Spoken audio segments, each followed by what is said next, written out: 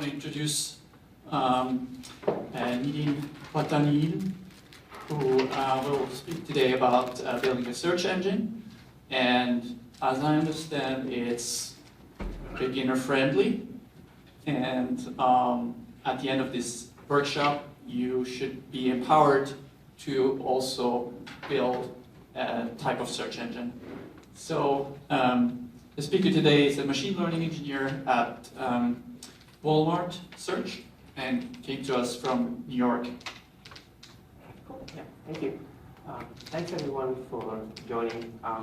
Apologies, I'm a little bit under the weather, so sorry if my voice is a bit hoarse. Yeah, so since this is a workshop, if you would like to follow along, I have a Jupyter Hub instance where all the code, all the data, the models are already pre-downloaded, so we won't necessarily waste any time with all the setup. So if you would like to follow along, please access that link. You may be asked to authenticate with your GitHub, but that's just to uniquely identify and just create an account there. If you could also just watch while we work through the notebooks. And the slides and the code are available at this GitHub repo. This link is also available in the speaker in the talk team at PyData. So, yeah, as was mentioned, I'm currently a machine learning engineer at the Walmart Search team. You can find my LinkedIn and my email here. But the information that I'm going to be presenting is not necessarily, like an endorsement from my employer or anything. It's more like what I see from the general search space in general. So there are about 4 topics I would like to cover today. And the way I structured this is it's going to be like a mixture of maybe 4 or 5 slides kind of introducing the topic to make sure we're all kind of in the same page. And then kind of a notebook that kind of explore the idea a little bit further. So we'll start first with token-based retrieval, which is the classical way to build a search engine. Then we'll cover embedding-based retrieval, which is the newer, fancier way to kind of solve this problem. Then, given there's time, we'll look at how we can scale embedding-based retrieval with vector databases and ANN. And then we'll tie things that we learned together by looking at an example of how one company kind of incorporates all these ideas as part of their stack.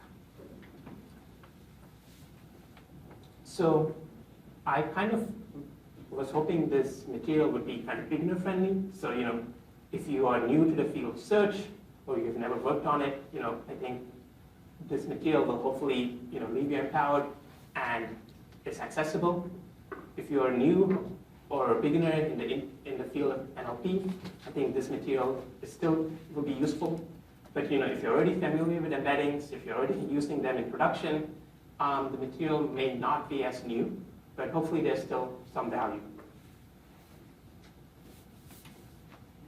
So what I hope by the end of the session that you can take away is, on top of understanding things like token-based retrieval and embedding-based retrieval, you're able to leave it, if you are given the opportunity to work on a data set, you're able to use Elasticsearch to build a token-based retrieval system.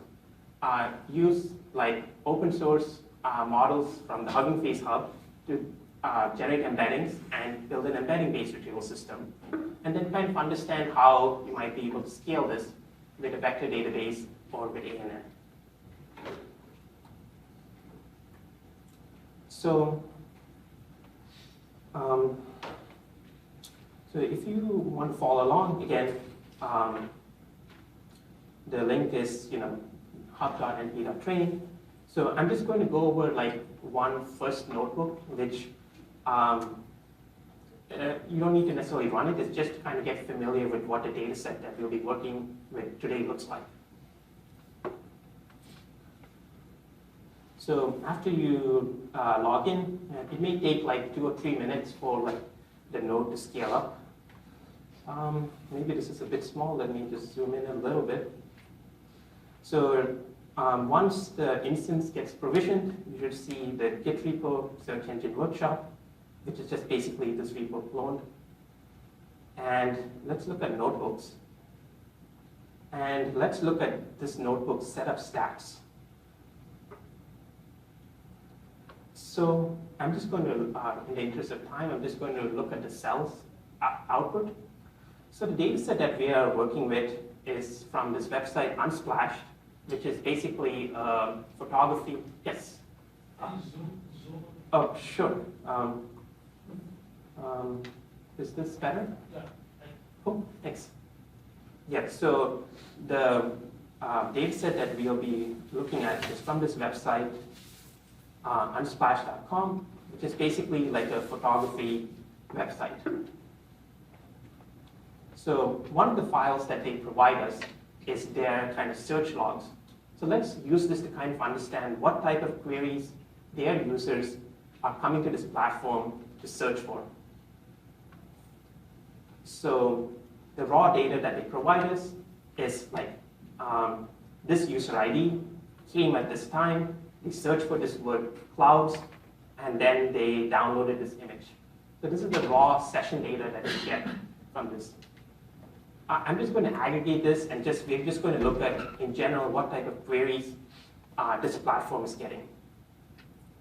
So if we look at the top queries, we see things like nature, sky, flowers. We see flowers and flower. We see mountain, and we see like mountains. So in general, it seems like most of the queries that are coming to this platform are just one word, and they're about nature. And like there's no normalization that's happening for the query. That's why we see things like flower, flowers, mountain, mountains. I think these terms are a bit broad. Like it's not necessarily clear what the intent or what an ideal result might be for this results. So let's look at maybe queries that have more than one term. So if you look at queries that have at least 4 terms, we start getting things like mountain star, landscape, night sky, things like light at the end of the tunnel. We get a slogan like there's no planet B, like things like image of a man in the desert. So we kind of get some good queries that we can kind of test what our system might look like. So the queries in general that kind of caught my eye are, let me go back to the slides, are these queries. So these are some queries that we'll kind of look at how our retrieval system looks at. So now we understand what is the search traffic that comes to this platform. Let's look at actually what is the data that we actually have for the images. So again, in the interest of time, I'm just going to, this might be a large notebook, so it may not render. Let me see.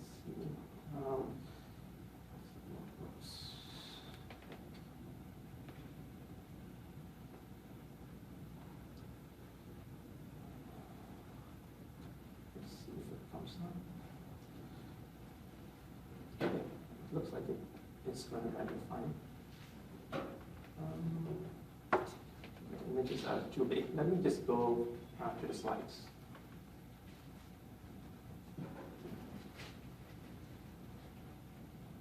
So again, since this is a photography website, we basically have an image and a caption.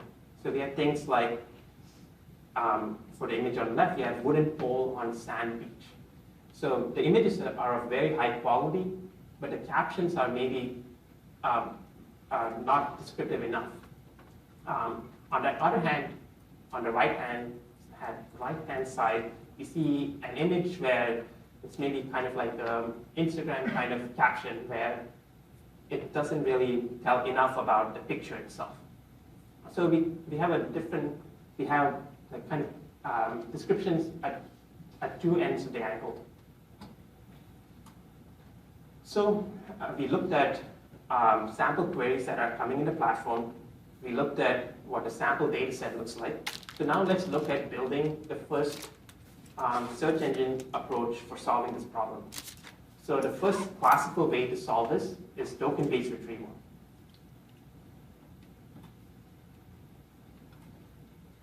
So the first token-based retrieval is something called Boolean retrieval. So let's say you have this query, like pictures of kitten playing. A user entered this on your platform. So it comes to your backend as this string. So you need to process it. So normally, how you might process it is maybe a sequence of tree operations. The first thing is you break that string into tokens or words. Since this is the English language, it might be fine to just split or break it by white space. So we went from pictures of kitten playing, and we have now an array of 4 tokens. The next step you might do is to remove stop words. So in English, there are some words that appear common in many sentences, things like the, and, of, which maybe might not add much value. So we just remove them from consideration. So in our case, we remove the word of. The other thing is stemming. So stemming is basically, you kind of, if you look at the word playing and play, they basically mean kind of the same thing. So you basically map a word to its root form. So pictures become picture, playing becomes play. So now you have your 3 tokens. So you can either look for documents that contain all 3 terms, or documents that contain at least one of these terms, or the maximum of these terms. So let's look at 3 documents. So the first document is images of cat playing. One thing to note is the processing that you do for the query, you also need to do it for a document. So the word playing, the document 1, it gets a score of 1 because one of the tokens match. One thing to note is in document 1, we see there's the word images. Pictures and images semantically mean the same thing. But if we just look at pure tokens, it's not smart enough to understand that pictures and images are synonyms. Likewise, kitten and cat can mean the same thing. But again, because we don't consider them semantically similar, this approach doesn't account for that. The second document, videos of kitten having fun. Having fun and playing basically mean the same thing. But again, because of this vocabulary mismatch, the only score that this second document gets is for kitten. Now let's look at document 3. Document 3 looks like it's a listicle, basically. It has an n number of sentences. And technically, this document has all the terms. But is this document more relevant? When we see the terms appear, the kitten is not playing, the kitten is sleeping. It's a dog who's playing, but technically this document contains all the terms. So is this document more relevant? I would argue that maybe it is not relevant. But based on this approach, this document gets the highest score. So how can we improve this approach?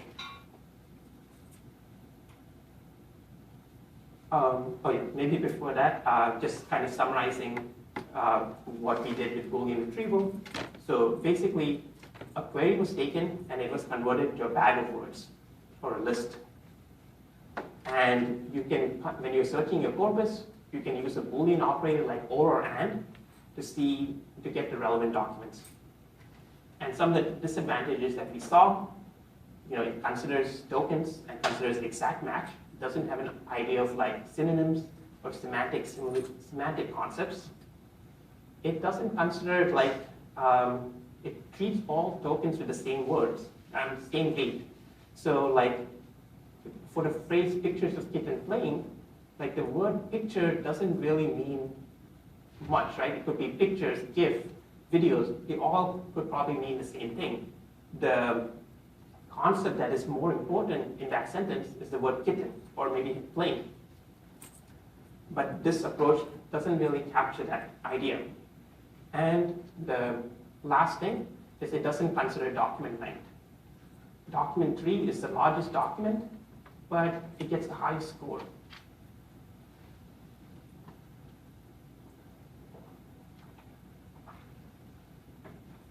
So how can we build a better algorithm? So let's see if we can consider 2 things.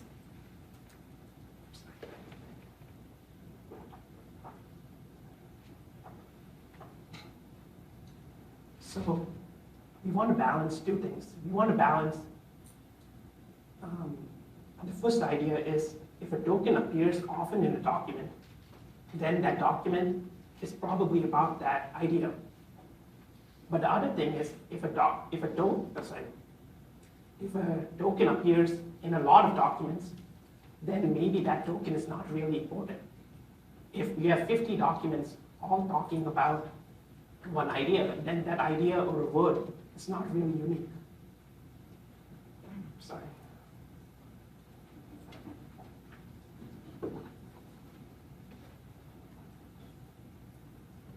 So the two ideas that we talked about are token frequency and inverse document frequency. That's just the scientific way of basically capturing that idea.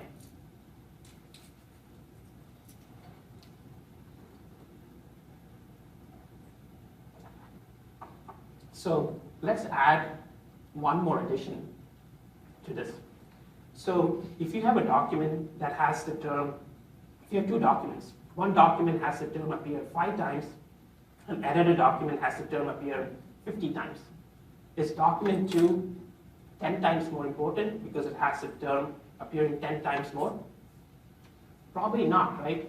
Just because a term appears in a document that many times, it doesn't mean it's 10 times important. It could be maybe 2 times more important. So you want to kind of limit how much contribution this token frequency is given. So there are 2 ways that it does it. So one, you want to kind of limit the maximum contribution of this token frequency. And the other thing is you want to consider document length. Longer documents have more probability of the token appearing. So you want to consider that factor.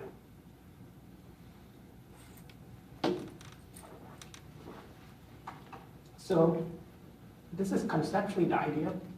Now I'm going to, before one, I'm going to show this in a mathematical manner. So this is that idea mathematically expressed. I kind of color coordinated it for these ideas. The exact formula is not really important, but just kind of showing that this idea can be expressed mathematically. And this idea, this formula, is BM25, the classic information retrieval algorithm. There's a simpler version of this called PFIDF, but PFIDF BM25, this is basically the idea. It's trying to match token frequency and inverse document frequency. So this is math. I'm not going to implement this from scratch. I hope there's open source solutions that have this algorithm, and luckily we do. Elasticsearch is an open source search engine. There are other solutions like Solar that are basically built on top of the same library. Luckily, it implements BM25 and other algorithms, so you don't have to implement this from scratch. And on top of that, when you do token match, you can do things like whether you want to, when you search, whether you want all the terms to appear or whether you want some of the terms to appear. You can do things like if a term appears in a doc, like in the title of a paper, then it's more important than if it appears in the abstract of the paper. So you can kind of create very powerful search queries with this approach. And it is production ready, so it can scale for a large number of documents. So that's all I wanted to cover for token-based retrieval. So let's actually go and kind of see how we can do this in the lab. So again, if you want to follow along, here is the link.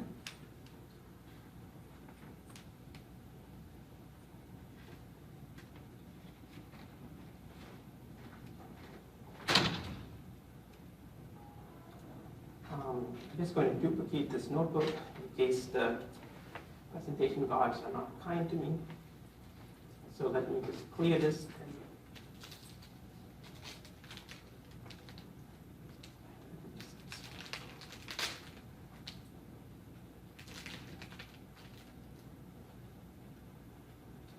So the goal for this notebook is to basically understand the built-in tokenizers or analyzers that are available in Elasticsearch and to see how we can use Elasticsearch's API to basically index documents and to retrieve documents using this. So, yeah. So I'm just going to run the first cell. The cell is just imports, nothing too interesting.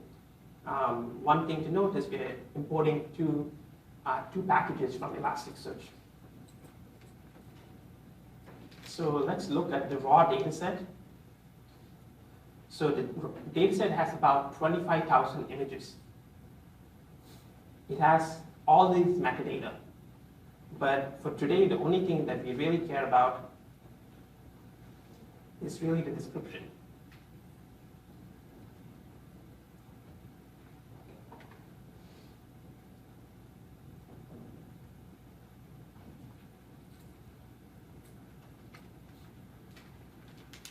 So I have an Elasticsearch cluster running locally inside this notebook.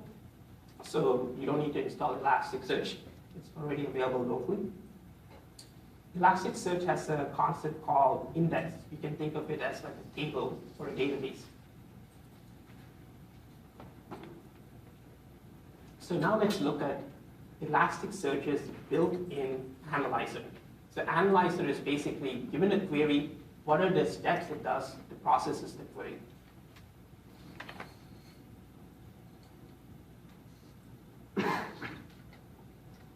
So there is a helpful method in your Elasticsearch cluster, like /_analyze, where given a word or given a query, you can tell it how would you actually process this token. So I have this synthetic sentence here, 2 dogs walking in the snow, a snow emoji, and some Chinese character. So the first analyzer that we'll look at is this white space analyzer.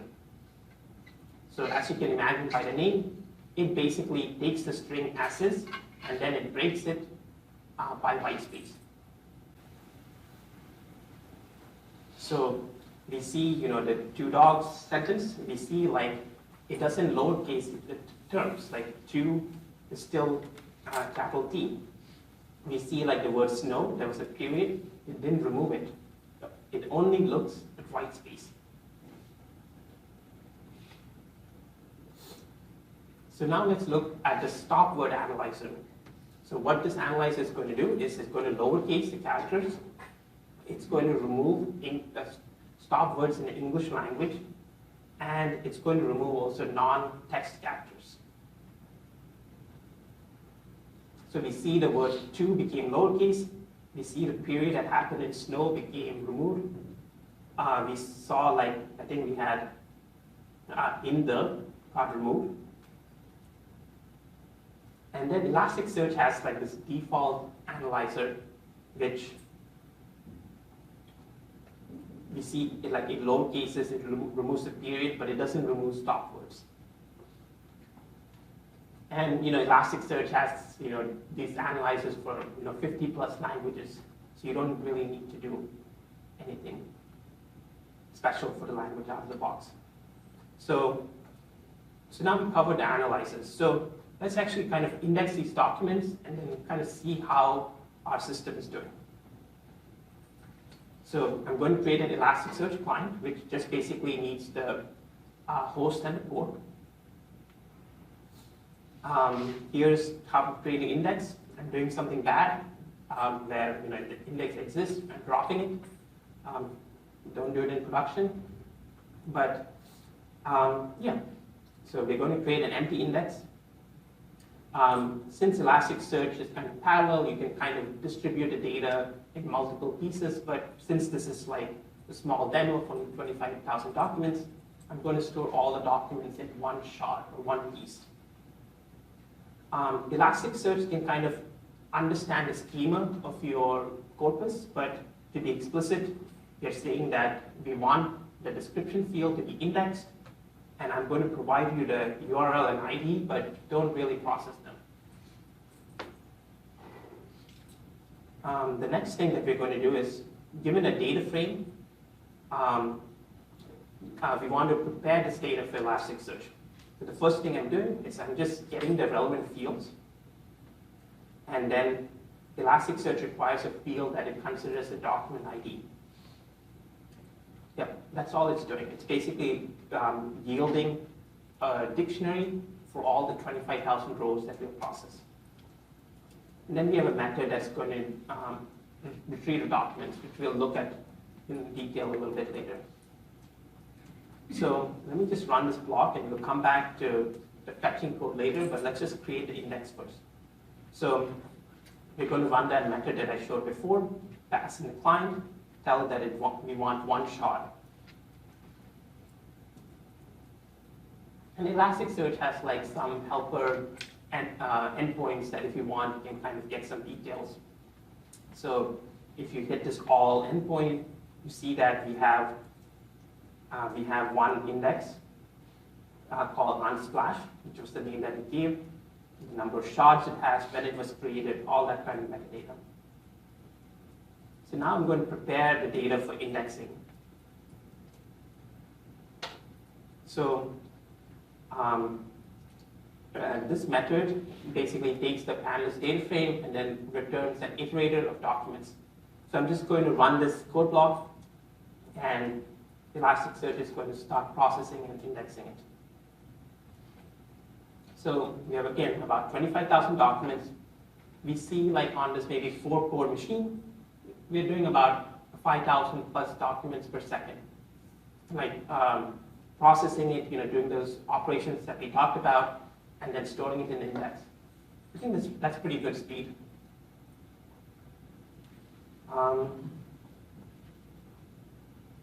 Yeah, so again, these are some helpful endpoints if you want to know like how much memory Elasticsearch is taking, all that kind of stuff.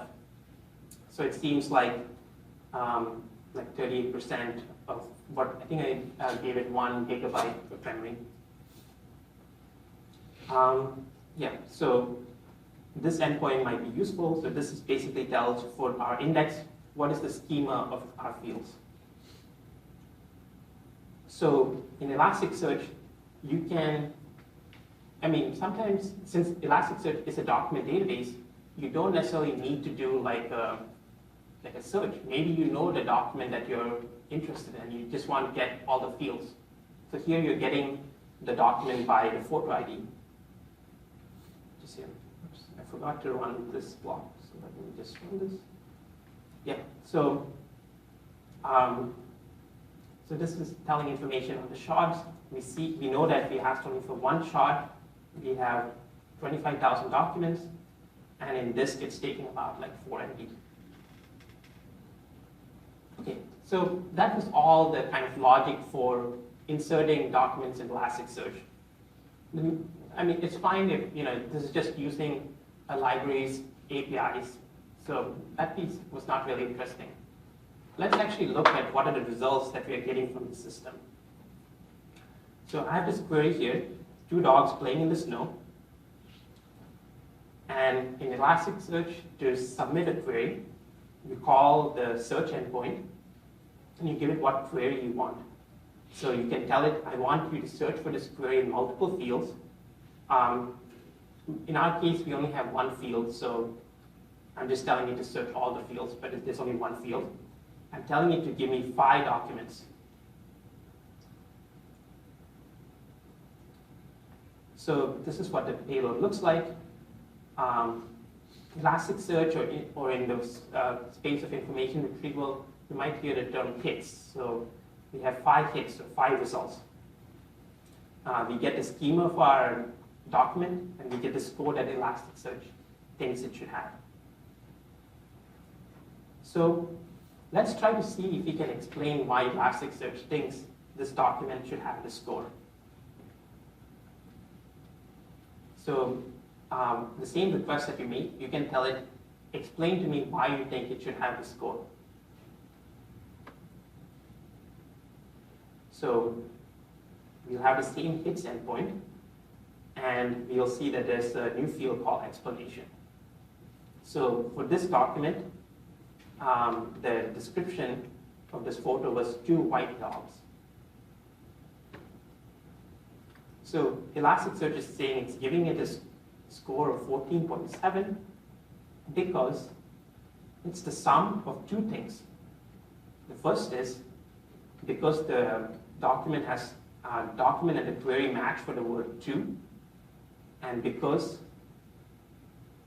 the word dogs, so it's a score of both to and dogs. So why does dogs get 8.7 score? First, we see this boost of IDF times term frequency, which is kind of what we covered in the slides. We see like how Elasticsearch is computing IDF. So this formula is exactly what we covered in the slides. And then Elasticsearch goes into more detail about this is what I computed N to be, this is what I computed the term frequency to be. So yeah, we won't go into details of this, but basically you can base, if you believe in that formula being pretty fine, you can kind of dive into details and see how each of these contributions contribute to the final score. So I guess it's an explainable algorithm. Okay, so now let's actually look at the results. Ignore the algorithm, let's just look at the results. So we know how to fetch results, right? You just call client.search, you give the query which fields to search. In our case, it's just a description field. And we can also tell it an analyzer. How do you want to process the query? So let me just run this code block. So I have this method which basically, given the query, it tells you what is the tokens, and then we see the results. So for this query, 2 dogs playing in the snow, this is what the algorithm returns for, which tokenizer did I give? I gave the English tokenizer, or analyzer, as Elasticsearch calls it. Yeah, the first image doesn't have the word to, but it looks like the hashtags dogs got kind of cleaned up. I don't see dogs playing in the snow, but I guess technically image 2 is the dog is in the snow. So one thing is like these documents are kind of much shorter in length than normally what Elasticsearch might be used for, so just keep that in mind a little bit. We see like 2 cabins covered with snow, 2 mountain peaks covered with snow. I mean, again, it's the same thing where like the subject of interest is dogs, not necessarily these other things. Like technically, yes, the cabins, there are 2 cabins, they're covered in snow, but the real object of interest is dogs, right? So yeah, so I have some queries here that if you want to spend maybe 2 minutes or so to kind of play around. Yes. On that digital data that was at the bottom, it looked like it. Oh yes. Yeah. So that's one exercise that I was going to give to play with. So here, so I have these queries here, and you can play with the different analyzers here. So I was going to cover this, but since you brought it up, so it is kind of crazy how some of the words get. Like I would think play would be like playing would become play, not P-L-A-I, but the stemming algorithm that Elasticsearch is doing kind of maps it to that token. Yeah, so I have some queries, like you just take a look at the first 5 queries, and using this IPy widget, just play with some of the options, take a look at how the results are, and maybe we can discuss them. So maybe it's like 4 or 5, so maybe like in 2 minutes or so we can kind of discuss the results. And it's just, just focus on maybe the first 5 results, first 5 options, play with some of the tokenizers. And I did ask like some prompts here, so we'll discuss them soon. So just, play with it a little bit, and we'll talk about it in like maybe 2 minutes. While people are playing with this, like, are there any questions so far on what we covered?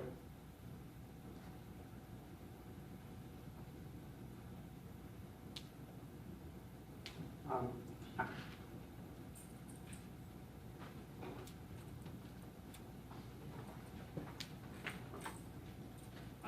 Is there something automatically in the front where you can add more weights to certain words? Like where I guess the word "to" would probably have less weight in the search than dog or snow? Yeah. So in Elasticsearch, like when you send a query, you can actually tell it how much you want to weigh, a specific token. Like you can manually do that. And you can also tell it, if a token appears in the title, weigh much more. So you can create that query, and Elasticsearch will adjust the scores accordingly. But here, like we would hope, like if Elasticsearch kind of understood the language, like 2 would be maybe less important than dogs, but it's not doing it here. The other approach that we'll cover, we'll see that it kind of does a better job with that. I have a question regarding like tokenizing that you use. Yes. I also know that there's like a humming-based API tokenizer, and which is ChatGPT, like OpenAI API tokenizer that you can access through LangChain. Yeah. Like how does those tokenizers fare in compared to Elasticsearch? Yeah, so tokenization is definitely an important topic in this space of search. So the next topic we'll be covering is like embedding-based retrieval, and we'll cover tokenization there. Yeah, but that's a great question. Okay, so maybe just in the interest of time, let me just quickly go over the results that I noticed for some of these things. It's a little bit large with all the images, so let me just reduce the font a little bit. So, for the query like person on top of the mountain, I think I saw acceptable results for all the analyzers. So regardless of whether I use stop words or standard, I consider the results returned from each of these analyzers kind of equally relevant and about the same. But if you take a look at, picture of a man in the desert, we kind of see these things again, like which tokenizer. Standard tokenizer, it's not removing some of these stop words. And, I'm not really seeing a man in the subject. So let me just, use this stop word tokenizer. And now we kind of see like man in the desert, more kind of a little bit more relevant pictures. But, if you look at a picture of a man in the desert or a person in the desert, we kind of see like now we get a little bit different results. You have person on a desert, man in a desert, they mean the same thing, but we're kind of seeing like different results kind of creeping in. The other main thing I want to talk about is maybe like this query, 2 dogs playing in the snow. So here, we get 2 white dogs, 2 dogs near a mailbox, 2 baby elephants. Again, it's not really capturing the tokens are kind of there, but it's not really capturing the intent correctly. And maybe 2 final examples, like light at the end of the tunnel. So this is kind of like, I guess, like an abstract kind of thing. I guess the first image might be relevant, it technically has the tokens. But then you have like things like ice tunnel, red ink tunnel, like doesn't seem that relevant. And the final thing, just to make a point, 7 wonders of the world. So here for this query, it's not enough to just look at the tokens, right? Like we know that this means like, kind of 7 structures that are recognized to be kind of architecturally magnificent, right? So it's not sufficient to do like just a token match. So you can see like these results here are not really relevant at all. So yeah, so this is token-based retrieval. So let's go to the embedding-based retrieval. Yeah. So let me.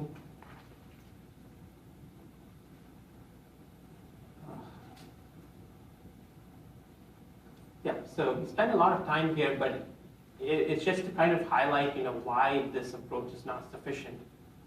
So we looked at different tokenizers that are available with Elasticsearch.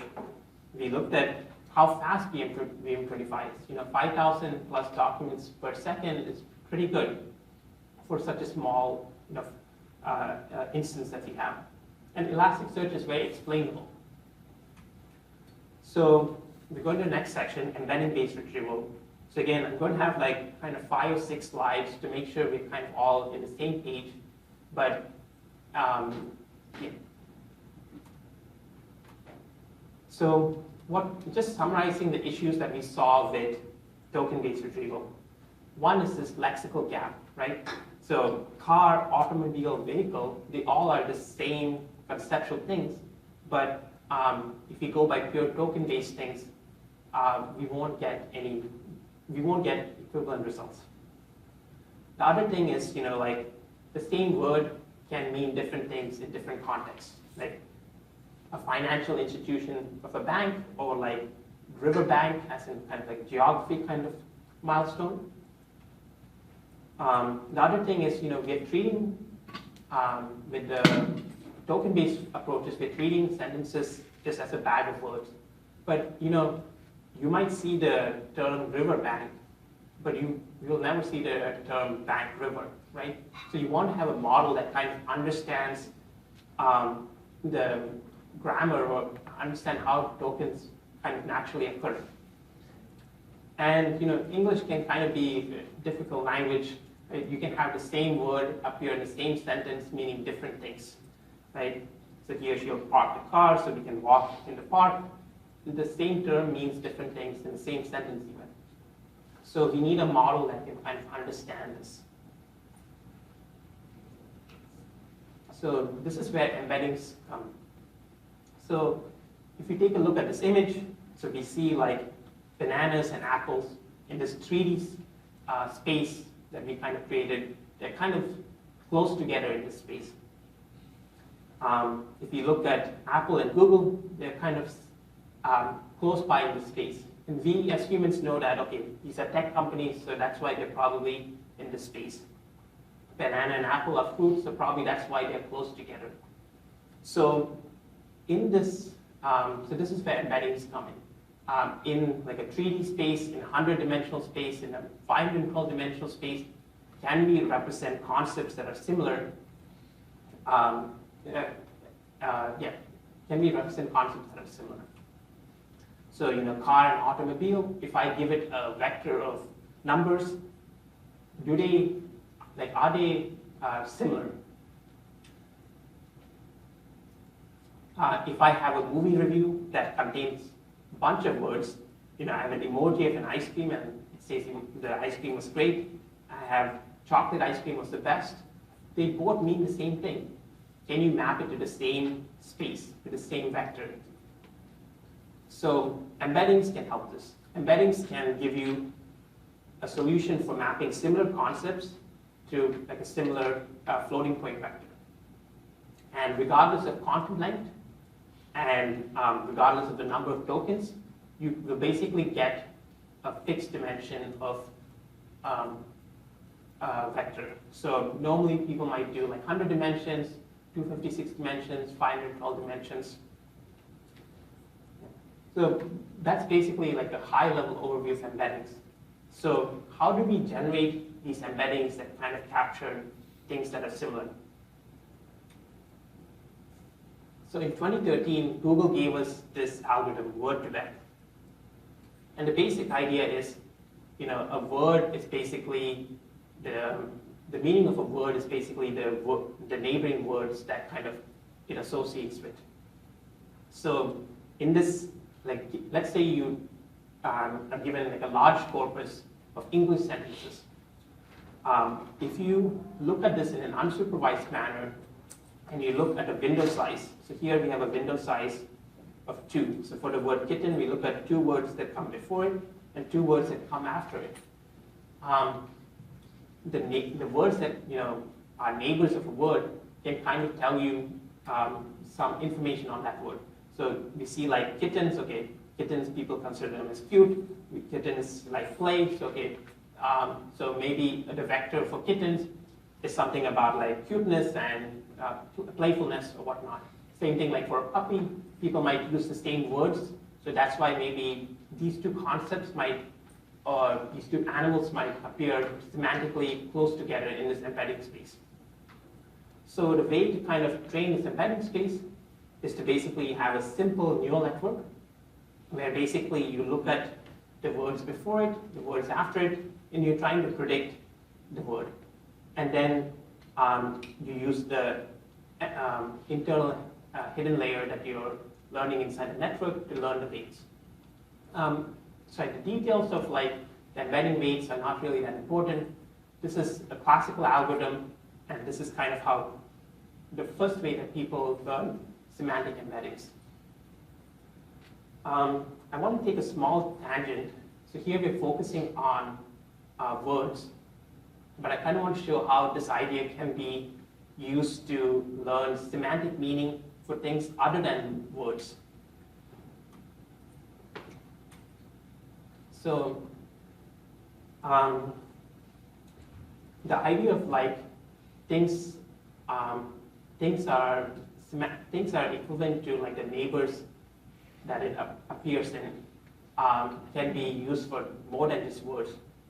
So Instagram has this blog post where they say that if I look at the likes that a user interacts in a session, the accounts that they interact with probably tells me useful information that these two accounts are kind of related.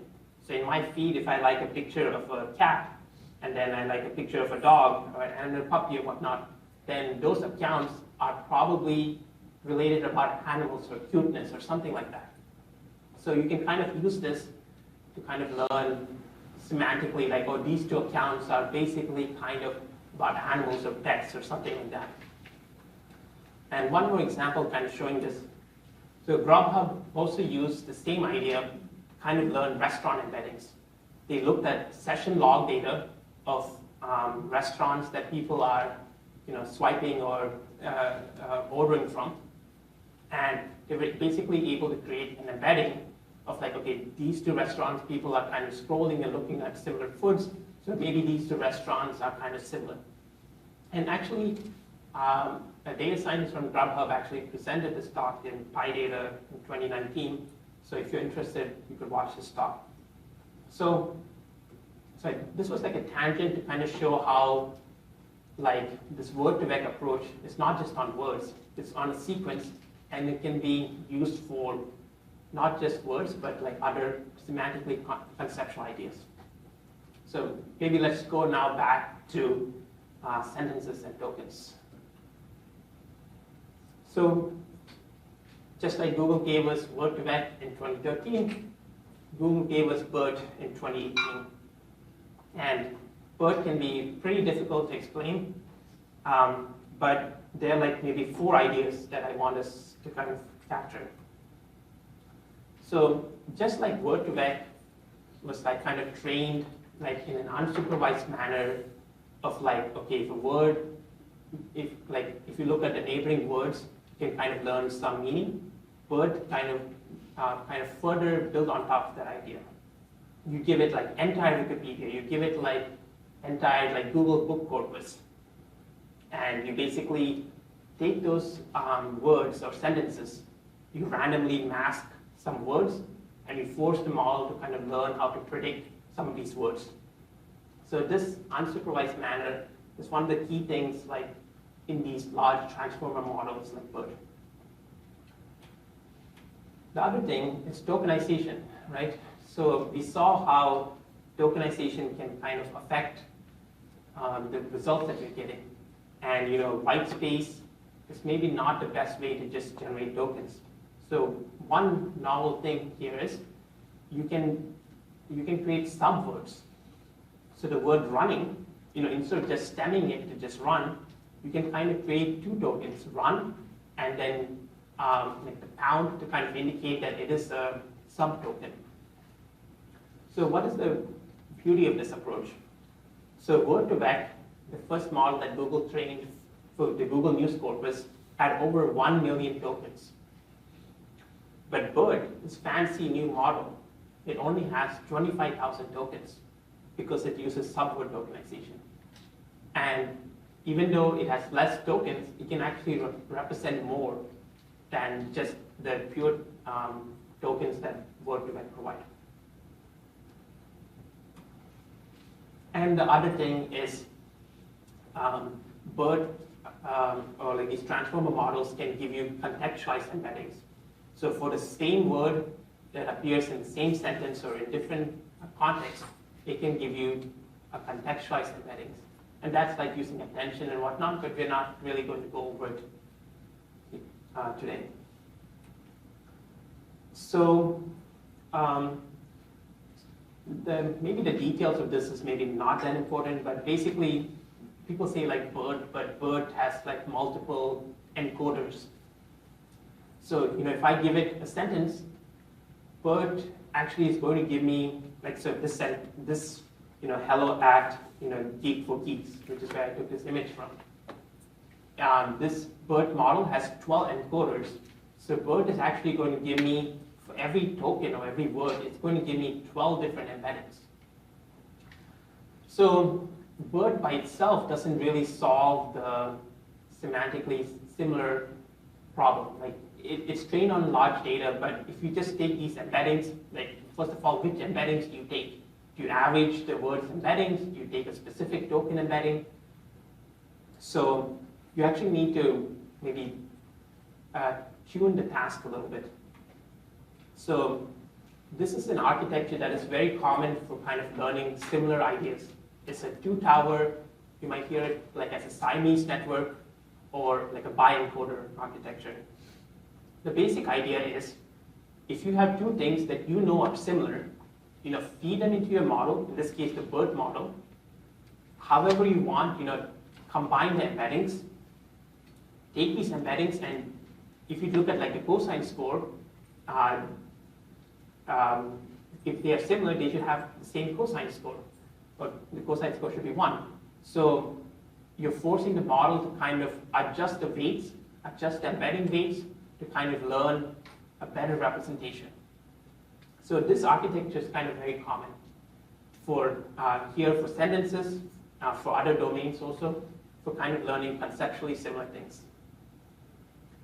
So we actually covered a lot here, but just maybe summarizing a bit. First, we started with Word2Vec, a very simple algorithm to learn semantically similar things. We saw how it was extended by other companies like Instagram and Word2Vec for learning account embeddings, how to learn restaurant embeddings. We briefly talked about BERT and how it kind of built on top of like existing ideas. And we learned about how people use BERT in like these Siamese networks or two-tower networks to basically learn a better sentence representation that captures similarity better. So in this second lab, and there's actually 2 notebooks here that we can look at. We're going to look at an embedding that was trained and is hosted on Hugging Face. So, and let's see what kind of results we get. So again, if you're interested in following along, this will be the dense retriever notebook. And if there's time, we'll also look at the number 3 notebook. So let me just close all these tabs. Perhaps this, maybe increase it a bit. Let me clear the notebook. So in this notebook, again, we're only looking at the captions, and we're going to use this model that is available from Hugging Face called the Mini Language Model version 2. So according to the documentation, this model will give you an embedding of up to 384 dimensions. And this model was trained on, so again, this is like BERT that was kind of trained in an unsupervised manner in a large data set, but then it has been further fine-tuned with this Siamese kind of network on this 1 billion sentence pair data set, where basically it has 2 sentences and they're like conceptually similar. So where did these data sets come from? It came from like Reddit comments that were considered duplicates or similar. It came from Wikipedia answers. You have like question pairs that were considered duplicates. it's getting the pair from like Stack Exchange, where you look at the title and body. So so it has things that are considered similar. So let me, and this is about 1 billion pairs of this data set, which is pretty large. There are other models that we could have used, but if we look at this website here, if it loads, the mini language model is still like one of the top models. We could have used this MPNet-based model too. So yeah, if depending on your use case, you could use other models too.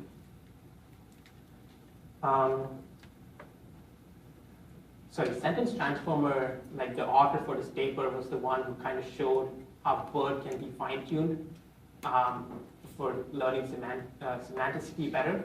So that's why we're using sentence transformer, because it's the library that the original author created. So again, let's look at the data set. So here's the model. I can import it from sentence transformer. Sentence transformer is going to download a model from Hugging Face Hub.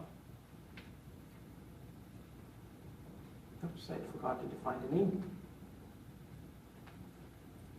So this model, as we saw in the architecture, it takes this transformer model, which is a BERT-based model, and then it does pooling. It combines all these embeddings. So it looks like it takes the mean of the tokens. And the embeddings from that is basically the sentence embedding for the input that you provide. So let's explore tokenization. So one thing that we know is it has subword tokenizations. So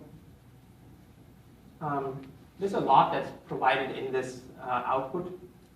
So one thing to know is the first thing, you're given a text token, but you need to convert it to a numeric ID. So that's what this input IDs are. These things are like something about attention, but let's skip this for today. And so now we have these token embeddings. So this is for every token, we'll have an embedding. But what we really care about is an embedding for the entire sentence. So this is the sentence embedding using this pooling technique of taking average. You can use other techniques too if you're interested in how to combine embeddings. So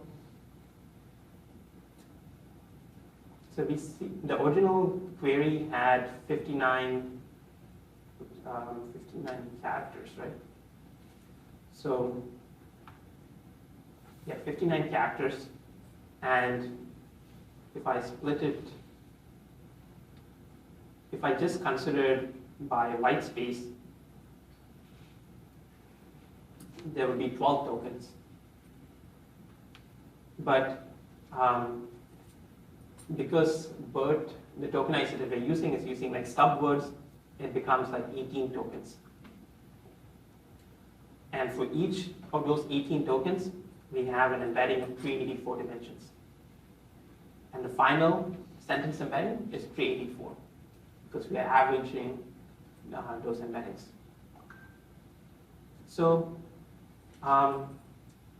let's look at the vocab size for this tokenizer. So it's not 1 million, it's 30,000. In the entire model, there's only 30,000 tokens. Let's see. So maybe let me just go to. So one issue with this, these large models, is they do not really do that well with the long input. So here I have an input that's like more than 512 tokens. You see this warning message that basically says this model doesn't really do well with inputs that are larger than 512 tokens. And you may face some errors here. So yeah, so the tokenizer model really only deals with an input length of 500 call tokens. So yeah, so how do you compute embeddings? The sentence transformer library makes it very simple. You just call model.encode.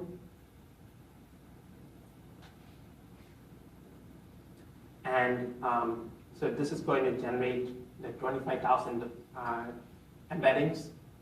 I don't have a GPU here, so this will unfortunately take some time. So for the entire Elasticsearch corpus, we were able to do like 5,000 documents per second. So this will take some time. So once we have the embeddings, how do you compute similarity?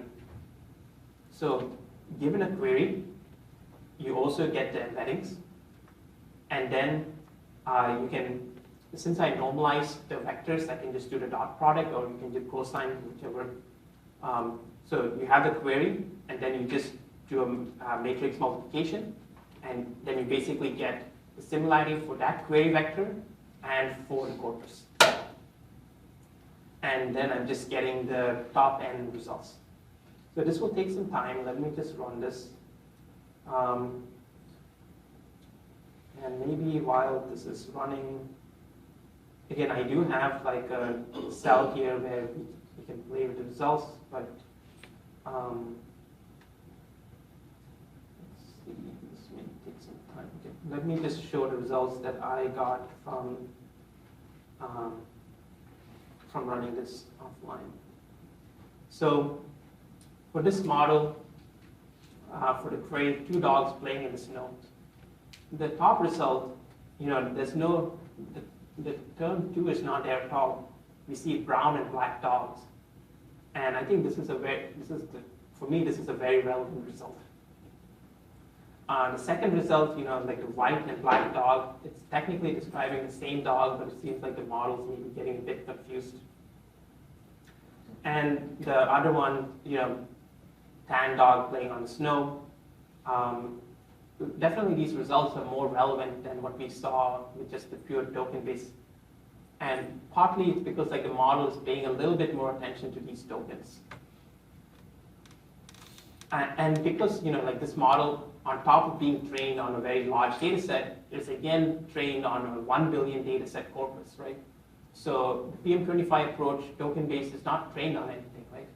So this is partly why these models perform really well. The other strong example that I found from this data set is, for the query boy and girl on a beach. The first query that came is, children enjoying the beach.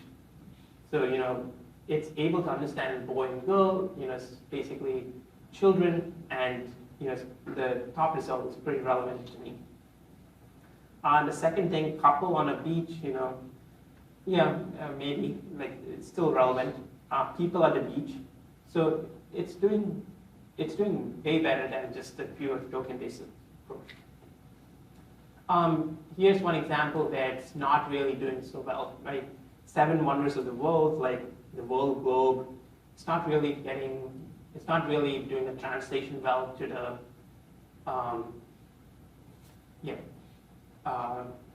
to like the 7 architectures that actually represent this. So let's see if the model completed. It looks like it did complete.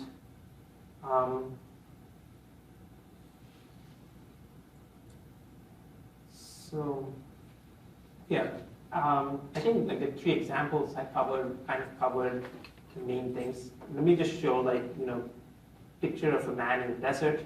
This is the first image that we get, and then if I have a person in the desert, it's the same image. So similar concepts are bringing similar results.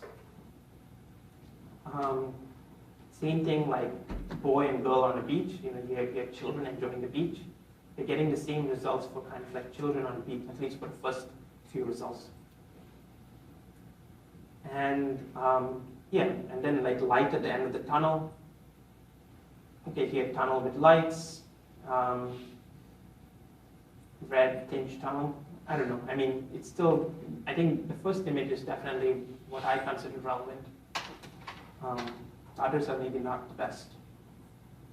Okay, so we kind of saw how to use the Hugging Face we saw how to use an embedding, how to use a model that was uploaded to Hugging Face.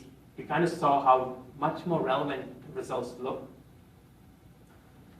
Before we move on. Yes. This is all happening like outside of Elasticsearch. Yes, yes. This is so. Yes. So here, so for token-based retrieval, we use Elasticsearch here. For this dense retrieval, like we basically are computing embedding and doing this matrix multiplication live. So, so it's a bit slow. So actually, maybe what I wanted to cover was so in the Elasticsearch notebook, when we did a search, we got a result in about 3 milliseconds. But if we do this calculation the way that we define this, I think it takes from 3 milliseconds to 200 milliseconds. So it is expensive the way it is currently defined with doing like this matrix multiplication. So the next topic that we'll actually look at is how can we kind of scale this similarity match. That's a good question. Yeah, so maybe any questions before I go to the next concept. Is there a way to do that in Elasticsearch? Yeah, Is so that the next topic? yeah, so I'll bring that up towards the end. That's a great point. So since there is a little bit of time, I do want to cover one more thing. So we looked at embedding models that use text, and we kind of saw an architecture where given two text, we're able to kind of learn similarity. But you can learn similarity from different modality. You can learn similarity from text and from an image. And like if you have image caption data, if this is the caption that people are describing the image, then they basically mean the same thing, right? And what you can actually do is you can map text and images in the same space. So OpenAI, again, kind of released this model Clip, where basically images and text are mapped to the same embedding space. So what does that mean? So given a text, you can retrieve relevant images. Given an image, you can search for images or you can search for text. So it kind of solves this multimodality kind of problem. So yeah, so maybe let me just quickly show the results that I'm getting for this model. So this result is from this Clip notebook here.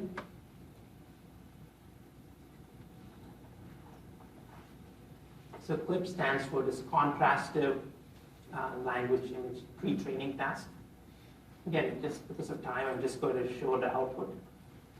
So OpenAI kind of CLIP, they kind of trained this data on, I believe they trained this on again, 1 billion image caption data set. So again, here's the model uploaded in Hugging Face. You can use sentence transformer to get this model. This model, if you see, it has two pieces. It has a text model and it has a vision model. So it's this two-tower model where, given a text, it'll go through the text encoder. Given an image, it'll go through the image encoder. And the embeddings will basically be in that same space. So one thing to note is this model is much more heavy. So for just embedding 100 documents, it takes like 10 seconds or 4 seconds. So it is a pretty heavy model to run on. Actually, this output is when I ran this on a GPU. So it takes much longer if you ran this live. Yeah, so maybe let me just show one thing, the results of this model. So again, the output, using this model is the same. You get a query, whether it's an image or a text, you encode it, you get the query vector, and then you do the dot product on the matrix for other embeddings. And sorry, this is not rendered correctly. Let me just go to the slides to show what results I got here. So here what's happening is I'm not looking at the caption of the image. I'm not looking at the caption of the image. I'm given a query, I'm computing the embeddings from the image and then getting the similarity here. So this model, just by looking at this image of like this brown and black dog, it's able to say like, okay, this one is similar to this query. Like what, and this is, for me, the second example is a pretty strong thing. You know, like friends will be friends, you know, it doesn't quite capture that it's about two dogs. The previous model was not able to retrieve this, but this image model, just by looking at this image, it's able to understand that this is kind of talking about friends and two dogs. Another strong example that I liked is, you know, this query, white sands. Nothing in the caption kind of captures that, okay, these are like two people kind of in the beach or whatnot. But kind of by looking at the image, we kind of get that idea. So again, this model is just looking at the image. It's not looking at the text. And finally, this example that I was hoping for. So 7 wonders of the world. So this model, again, it was trained on image caption data. So, you know, image caption probably have things like, okay, you know, this is Machu Picchu, it is one of the 7 wonders of the world, right? But I think this model is also able to benefit from looking at the image. So partly because it's an image model and partly because, you know, the training data was image caption data, which probably people have annotated that, okay, this is one of the 7 wonders. This model is able to learn and reformulate this query matches. Yeah, so that is basically the embedding piece that covered a lot. So kind of you saw in this notebook, like, you know, it takes 10 seconds to kind of, let me see how long this notebook took. So this notebook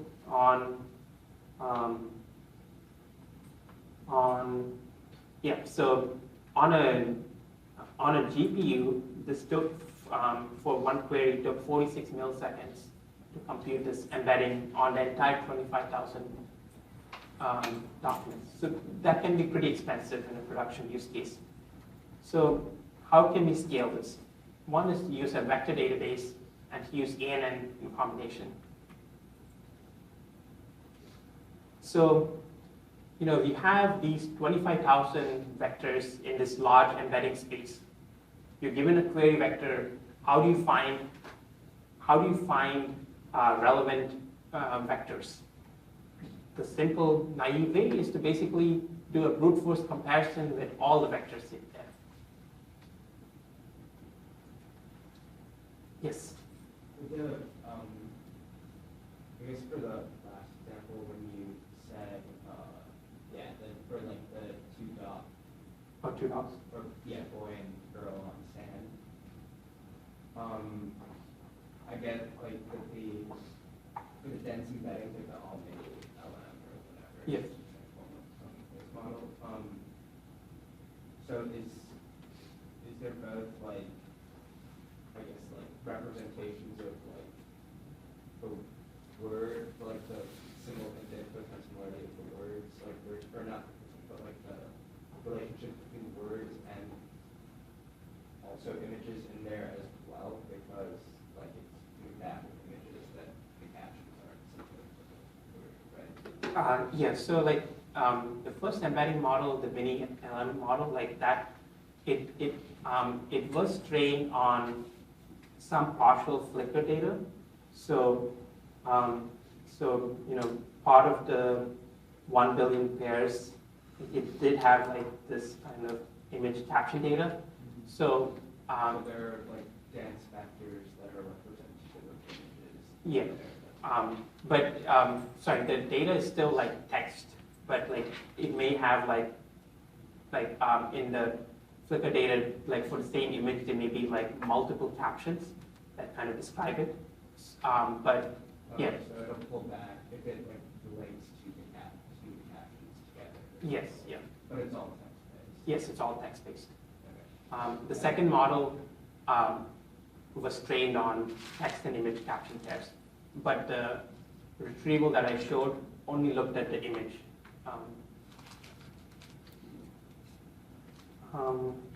Yep. So, sorry. Before I go forward on ANN, so I covered the clip model very quickly and fast, and maybe the results are not properly captured. Like before I go to the ANN section, are there any questions on other?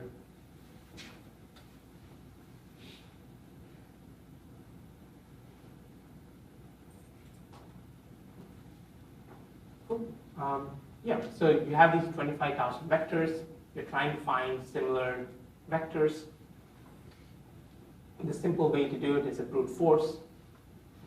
There are many ways to kind of eliminate doing a brute force. One simple algorithm, which is called the inverted file index, is basically, let's say you can kind of break this high dimensional space into like some clusters. The details of how the cluster is created is not important. Let's say we can magically kind of break this into some clusters. You do provide this parameter that defines how many clusters you want to be created. So here, I broke the space into 15 clusters. So now I have 15 centroids.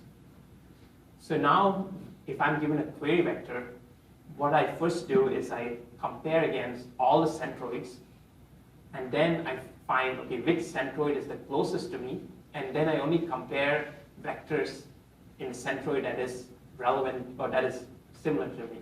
So let's say we have these 15 centroids. I have this this green query vector here. I did my comparison against all those 15 centroids and found out that this centroid is the most similar to me.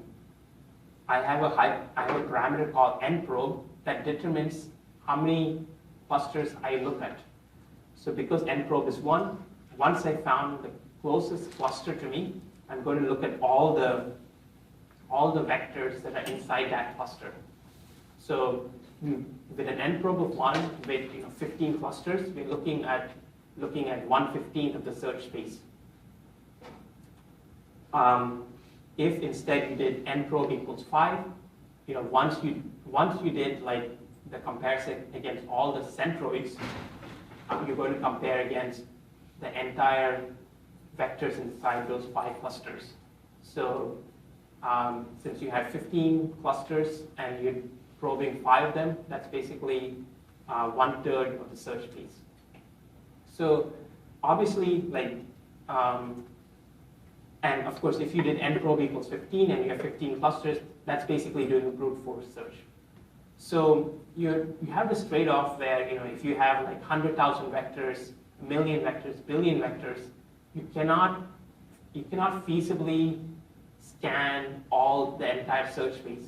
You need to come up with some representation. So that's why there's a term like ANN, right? Approximate nearest neighbor search, because you cannot search all the entire space. But if you have like a good clustering algorithm or some other algorithms that kind of break this large dimensional space into a much smaller space, and you only look at the ones that are relevant, you can kind of reduce doing exhaustive search. And there are a lot of databases that support ANN. So Elasticsearch, I think, since 8.5 supports ANN. It doesn't. There are much better implementations than this algorithm, inverted file index. So all these databases use this other algorithm. Yeah. So whether you're self-hosting or whether you're using managed solutions like Pinecone or Google Solution, they're great kind of ANN solutions.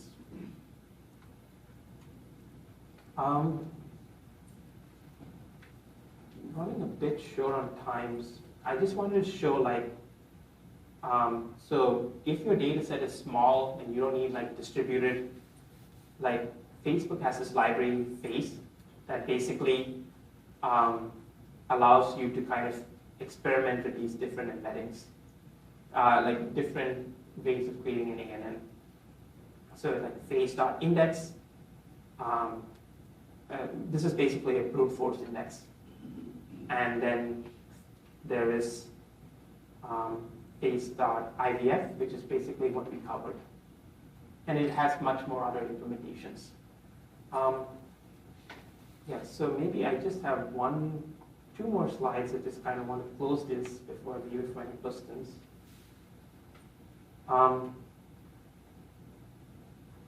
So we kind of looked at retrieval. I kind of want to now bring this together, like comparing like embedding-based retrieval and token-based retrieval. So from the results, it seems to be like you should always use embedding-based retrieval, assuming you can deal with the latency cost or like production cost. But what if so this was a study that was done where basically these researchers took a model that was trained on like Microsoft Bing search results. So when they used BM25, they got like an MDCT, some evaluation metric score of 0.2.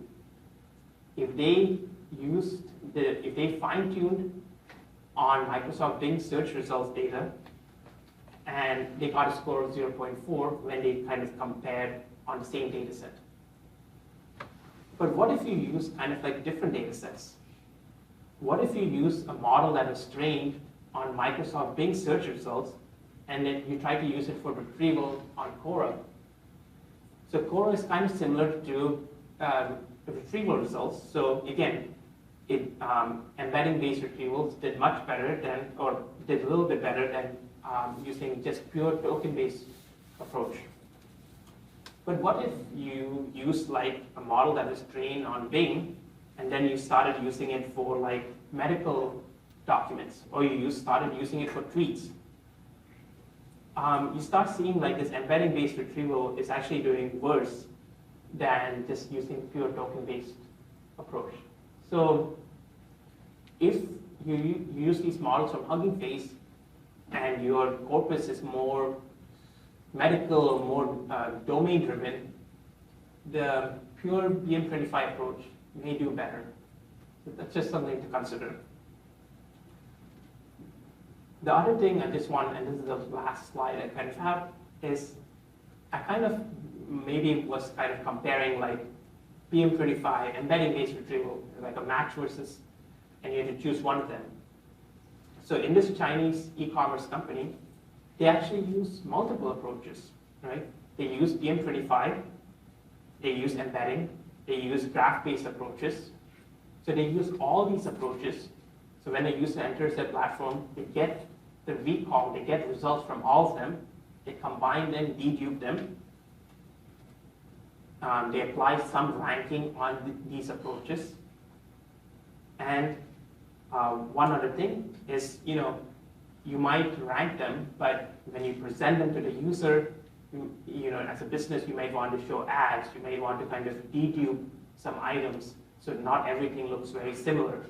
So this is basically kind of what a full end-to-end stack might be for kind of like an e-commerce kind of company.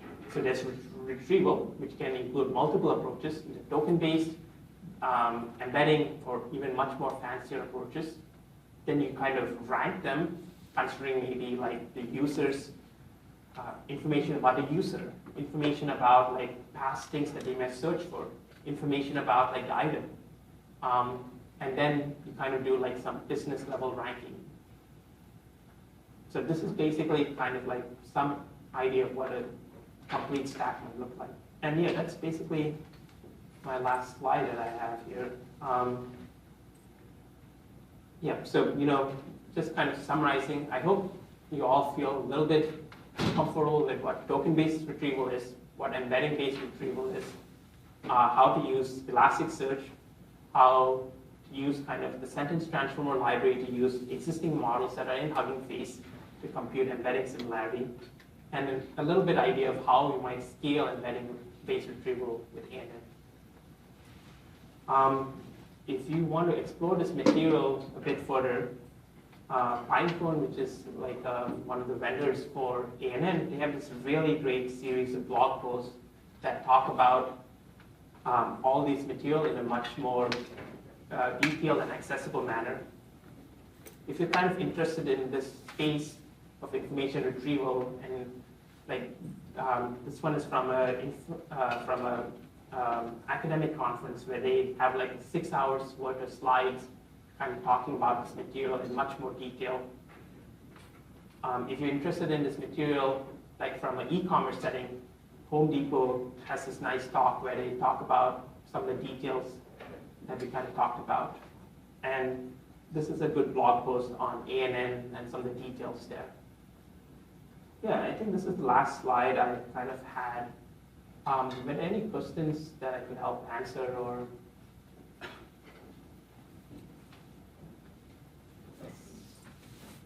I had been curious with the. Hello. Okay. I was curious with the when you talk about clip, the one that's able to do both image and text. How you were also pointing out that like the friends will be friends one was pretty impressive because the text feels entirely kind of irrelevant and the image had all the information for the two dogs. How did the model kind of realize that the image contains more of the information and maybe doesn't pay as much attention to the text? Is that like built into the inference step, or is there a part of the training that gets a like a heuristic and starts using an inference? Yeah, so it has to be kind of like the training data. So it was trained on 1 billion image pairs from like a crawl done on the internet, and so there were probably most likely image pairs that kind of had that idea expressed, where either like people annotated like that, or there were some memes or something like that that had this. So just like, because otherwise just looking pure at the image, you cannot really tell that. So that's one of the beauty of like having like that two-tower kind of approach where different modalities you can force like kind of learning this representation, and that approach is actually used like for videos and also like for in other domains also. And I guess the input to the model on inference is the full tuple. It's not like they're, right? It's the full tuple of both text and input is being fed at the same time? Yeah, for training, yes. Yeah, for training, the text and image are both fed at the same time. Oh, sure.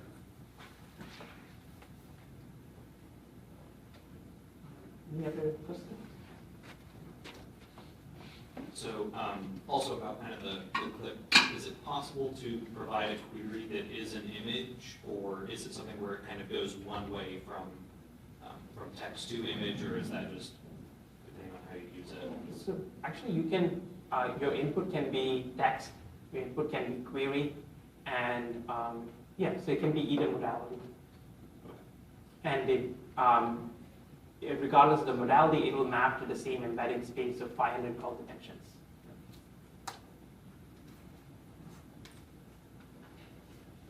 Any other questions?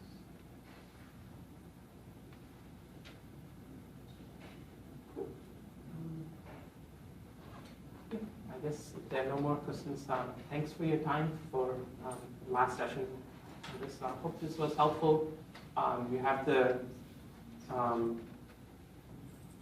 the slides, and this Jupyter Hub instance may go down a bit later, but I do have in the repo like a Binder Hub instance, so you should be able to hopefully play along without too much setup. Otherwise, just take a look at the notebook. It's luckily Hugging Face, Elasticsearch libraries are pretty easy to use, so there's not much code involved. Cool. Yeah. Thanks, everyone.